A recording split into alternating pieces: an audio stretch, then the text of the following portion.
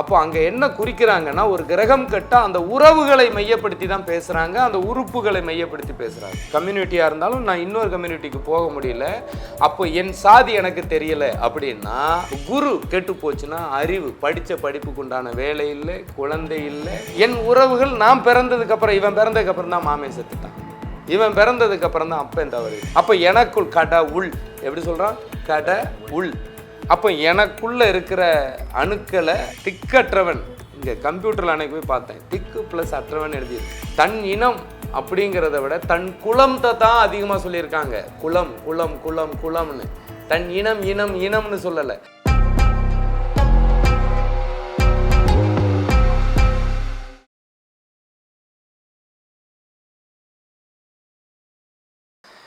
இப்போ பொதுவாகவே ஆடி மாதம் இந்த பிராமணர்கள்லாம் கல்யாணம் பண்ணுவாங்க, நம்ம தமிழர்கள் பண்ண மாட்டாங்க. ஆமாம், ஏன்னா நமக்கு அந்த நாளை குறித்து கொடுக்க மாட்டாங்க. காரணம் என்னென்னா, ஆடியில் கல்யாணம் பண்ணால் உனக்கு இந்த மே மாதம் சித்திரையில் குழந்தை பிறந்துச்சுன்னா வெப்பம் தாங்காதுன்னு. அது அந்த காலத்துக்கு. இன்றைக்கி தான் ஏசி வந்துடுச்சுல்ல, ஆமாம், குழு குழுன்னு தான் வளருது. பொதுவாகவே சித்திரையில் குழந்தை பிறந்தால் சூரியன் உச்சம். அப்போ அவங்க அந்த மாதத்தில் கல்யாணம் பண்ணி குழந்தை பிறந்த அத்தனை பேருமே சூரியன் ஆளுமை பெற்ற ஒரு குழந்தை எதில் இருக்குது? கவர்மெண்ட்டில் உச்சத்துக்கு போயிடுது. அப்போ அரசு துறை ரீதியாகவும் கிரகங்களில் எது உச்சம் ரீதி, அது எந்த மாதத்தில் வந்தால் அந்த மாத கிரகத்தினுடைய உச்ச பலன் அவனுக்கு இருந்தது. ஏன்னா சூரியன் 5ல் ஆட்சி, உச்சம் மேசத்தில் உச்சம். அப்போ அவங்க அதை கணக்கு பண்ணி நிறைய குழந்தைகள் பூரா மேல்நாட்டிலேருந்து எல்லாம் உச்ச பதவியில் தானே இருக்காங்க. நம்ம ஆளுக்கு அப்புறம் அடித்தட்டிலே இருக்காங்க. இங்கே மூளை திருட்டு. என்ன திருட்டு? மூளை திருட்டு. இன்றைக்கி இன்றைக்கி பொதுவாகவே அதை சொல்ல வேண்டாம், ஜோதிடம் அப்படின்னாலே இன்றைக்கி என்னவாயிடுச்சு? வியாபாரம். அப்போது என்ன தொழில் தொழில், நீங்கள் ஜாதகம் தொழில் ரீதியாக பார்க்குறீங்களா அப்படின்னா எனக்கு தொழில் கிடையாது. ஒரு தடவை தான் பார்ப்பேன், ஒரு குடும்பத்துக்கே ஒரு தடவை. 100 பேர் வந்தாலும் ஒரே கருத்து, 100 பேர் வந்தாலும் ஒரே கருத்து 1 மணி நேரத்தில் பார்த்துருவேன். அப்போ ஜாதகம் எதுக்கு உருவாக்கியிருக்காங்கன்னு கண்டுபிடிச்சிருப்பேன். அப்போ எனக்கு என் தந்தை தாய் தான் உயிர் கொடுத்தாங்க, நான் வாழ்ந்த மண், நான் என்னுடைய கம்யூனிட்டியாக இருந்தாலும் நான் இன்னொரு கம்யூனிட்டிக்கு போக முடியல, அப்போ என் சாதி எனக்கு தெரியலை அப்படின்னா, என்னுடைய பூர்வீகத்தை தேட அடையாளமாக இருக்கிறது என்னது? குலம். என்னுடைய சாதி. என்னுடைய சாதியில் எது அடையாளமாக இருக்குது? எந்த ஊர். எந்த ஊரில் ஒரு ஊர் தெரிஞ்சதுன்னா தான் எங்கள் தாத்தா பிறந்த ஊர், அந்த ஊர். அப்போ அந்த ஊரில் நான் யார்? அப்போ இன்னார் கம்யூனிட்டி. இந்த கம்யூனிட்டியில் எந்த சாமி? அந்த கோவில். அந்த கோவிலில் எந்த தெய்வம்? ஒரு கோவிலில் 10 சாமி இருந்தால் 10 எனக்கு ஒரே இதில்லை. ஆமாம், அதில் பர்டிகுலராக ஒரு தெய்வம் தான் வருது. ஆமாம். அப்போ அந்த தெய்வத்துக்கு இறைவனடி சேர்ந்தார் அப்படின்னா, உடல் அழிந்தவனுக்கு வாழ்ந்த மண்ணில் நட்டு வச்ச கல், நம் முன்னோர்கள் வாழ்ந்த இடத்துல நட்டு வச்ச கல். அப்போது என் முன்னோர்களினுடைய அணுக்கள் என்னுள் இருக்குது. இப்போ என்ன உயிரோட வாழ வைக்கிறதுக்கு காரணம் யார்? எங்கள் அப்பா வழி டிஎன்ஏ, எங்கள் அம்மா வழி டிஎன்ஏ.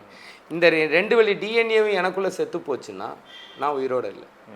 இப்போ ஜாதகத்தில் ஒரு கிரகம் கெட்டுடுச்சு, சுக்கிரன் கெட்டுடுச்சு, செவ்வாய் கெட்டுடுச்சு. செவ்வாய் கெட்டுடுச்சுன்னா என்ன சொல்கிறாங்க? உங்களுக்கு மாங்கல்ய தோஷம், சகோதரன் ஆகாது, நிலம் சம்பந்தப்பட்ட பிரச்சனை வராது, ரத்தம் சம்பந்தப்பட்ட பிரச்சனை வரும். செவ்வாய் எந்த கிரகத்தோடு அட்டாச் பண்ணியிருக்கோ அது சம்மந்தப்பட்ட பிரச்சனை. அப்போ அங்கே என்ன குறிக்கிறாங்கன்னா, ஒரு கிரகம் கட்டால் அந்த உறவுகளை மையப்படுத்தி தான் பேசுகிறாங்க, அந்த உறுப்புகளை மையப்படுத்தி பேசுகிறாங்க. இப்போ சுக்கிரன் கட்டால் சுகபோக வாழ்க்கை கெட்டுடுது, கணவன் மனைவியினுடைய வாழ்க்கை கெட்டுடுது. அதே மாதிரி உங்களுக்கு ஒரு பீஸ்ஃபுல் லைஃபே போயிடுதுங்கிறான். இப்போ குரு கெட்டு போச்சுன்னா அறிவு, படித்த படிப்புக்கு உண்டான வேலை இல்லை, குழந்தை இல்லை, குருங்கிற சம்மந்தப்பட்ட சரியான ஆசான் இல்லை, வழி நடத்தக்கூடிய தன்மை இல்லை. சூரியன் கெட்டு போச்சுன்னா தாத்தா சொத்து அனுபவிக்கக்கூடிய, அப்போ இங்கே எல்லாம் தாத்தா சொத்தை அனுபவிக்க முடியாது. அப்போ சூரியன் கெட்டு போச்சு அப்படின்னா அது சம்மந்தப்பட்ட கண் சம்மந்தப்பட்ட பிரச்சனை, உடல் சம்மந்தப்பட்ட பிரச்சனை, உறுப்பு சம்மந்தப்பட்ட பிரச்சனை, உறவு சம்மந்தப்பட்ட எந்த கிரகம் என் ஜாதகத்தில் கெட்டு விட்டதோ, இப்போ என் கூட பிறந்தது 4-5 பேருனாலும் அதில் என் ஜாதகத்தில் என்ன கெட்டிருக்கோ அது என்னை பாதிக்கும். என் உறவுகள் நான் பிறந்ததுக்கப்புறம், இவன் பிறந்ததுக்கப்புறம் தான் மாமே செத்துட்டான், இவன் பிறந்ததுக்கப்புறம் தான் அப்பன் தவறிட்டு, இதெல்லாம் காரணம் என்னுடைய நெகட்டிவ். அப்போது ஒரு குழந்தை உற்பத்தி ஆகும்போது என்னுடைய அணுக்கள், அப்போ ஜாதகம் எது கண்டுபிடிச்சிருக்காங்க? தன் உறவுகளை காப்பாற்றி கொள்ள அந்த குழந்தையினுடைய எந்த குறை இருக்கோ அந்த கிரகத்தினுடைய சத்து கம்மியாக இருக்குது. அதான் உறவே கடவுள் உணவே மருந்து. அதுக்கு தகுந்த உணவையும் எடுத்துக்கணுங்க. அப்போ நான் பிறந்த ஊர் மண்ணு மட்டும் கிடையாது. அப்போ 8 அடி, குட்டி 16 அடி, நான் தான் புள்ள குட்டி. அப்போ எனக்குள் கடவுள் எப்படி சொல்கிறான்? கடவுள். அப்போ எனக்குள்ளே இருக்கிற அணுக்களை கொடுத்தது என் முன்னோர்கள். அவருங்க வாழ்ந்த மண்ணை தேடி மிதி. அதனால தான் கோவிலில் செருப்பு போடக்கூடாது. நல்ல காலை அழுத்தி மிதிக்க சொன்னதுக்கு அதுதான் காரணம். என்னுடைய வளர்ச்சிக்கு இதுதான் நான் தேடினது. மற்ற ஊரெல்லாம் கொடுக்காத ஒரு விஷயத்தை திக்கற்றவனுக்கு தெய்வமே துணை. திக்கற்றவன், இங்கே கம்ப்யூட்டரில் அன்னைக்கு போய் பார்த்தேன், திக்கு ப்ளஸ் அற்றவன் எழுதியிருக்கு நெட்டில். திக்கற்றவன், அந்த திக்கற்றவன் திக்கற்றவன் கற்றவன் சொல்லிகிட்டே இரு, திக்கு ப்ளஸ் கற்றவன் வரும். ஏன் கர்த்தர் சொல்லியிருப்பார், நான் உங்களை திக்கற்றவர்களாக விடேன். உங்களுக்கு 8 திக்கு தெரியாமல் குருடனாலேயே நான் விட மாட்டேன் அப்படி சொல்லியிருப்பார். அப்போ நம்ம மதத்தில் என்ன சொல்லியிருக்கு? 8 திக்கை கற்றவனுக்கு தெய்வம் துணைங்கிறான். நான் உருவம் 1, துருவம் 2, எங்கள் அப்பா அம்மா. திசை 4, எங்கள் அப்பாவை பெற்றது 2, எங்கள் அம்மாவை பெற்றது 2, தாத்தா பாட்டி. இப்போ திக்கு 8, எங்கள் தாத்தா பாட்டிக்கு அப்பா அம்மா, அதாவது எங்கள் அப்பாவுடைய அம்மாவுடைய தாத்தா பாட்டி.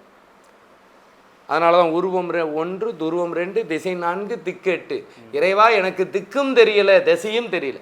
அப்போ 8 திக்கு. அப்பாவுக்கு தாத்தா பாட்டி உறவுகள் 3ஆம் தலைமுறை தெரியாதவன் 2ஆம் தலைமுறையான நம்மளுடைய தாத்தா பாட்டி பிறந்த ஊராவது தெரியணுங்கிறான்.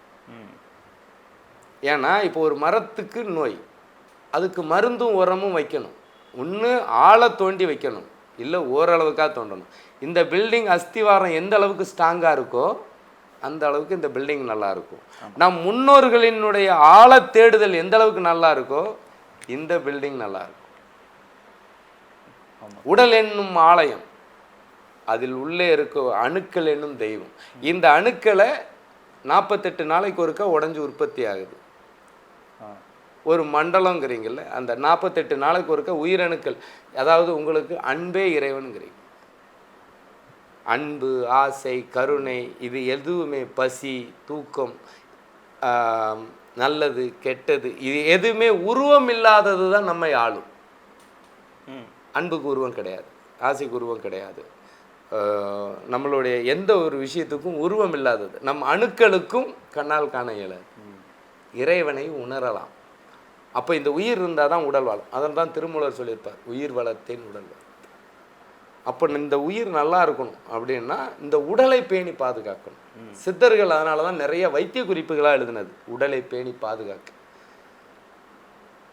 ஆமாம், ஆரோக்கியம்னா எதுவுமே இல்லை. ஆமாம். அப்போ இயற்கையில் எய்தினார், இறைவனடி சேர்ந்தார். ரெண்டும் என்ன வித்தியாசம்? இயற்கையும் இறைவனும் ஒன்றுங்கிறான். அந்த இயற்கையில் உன் நிலம் எது? இந்த மரத்துக்கான வேர் எங்கே இருக்குது? இப்போ கிளைகள் எல்லா பக்கம் போயிடுச்சுன்னா இந்த மரம் எங்கே பிறந்ததோ அந்த மண்ணை மிதிக்கணும். அப்போ இதற்கு உயிர் கொடுத்தவன் எங்கே இருக்கான்? பூர்வீகம். மேலே இருக்கிற ஒரு மரத்தில் இருக்கிற பூவும் காயும் நல்லா இருக்குன்னா கீழே இருக்கிற வேர் நல்லா இருக்குதுன்னு அர்த்தம். வேரற்ற மரம் உறவுகளற்ற ஒரு விஷயம். அதாவது நல்லா வேர் இருந்தால் காய்கனிகள் நல்லா இருக்கும்.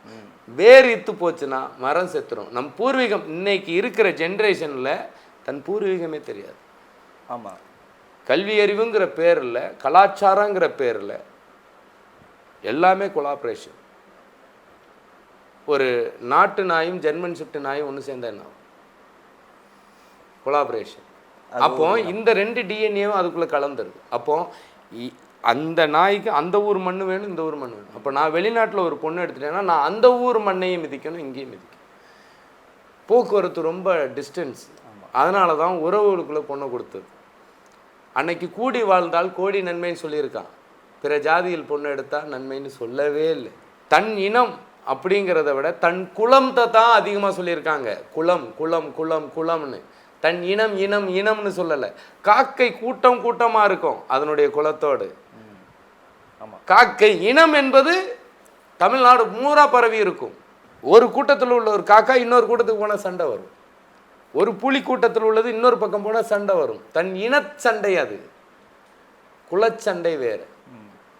குலம் என்பது உரிமை, கடமை, தாய்வழி.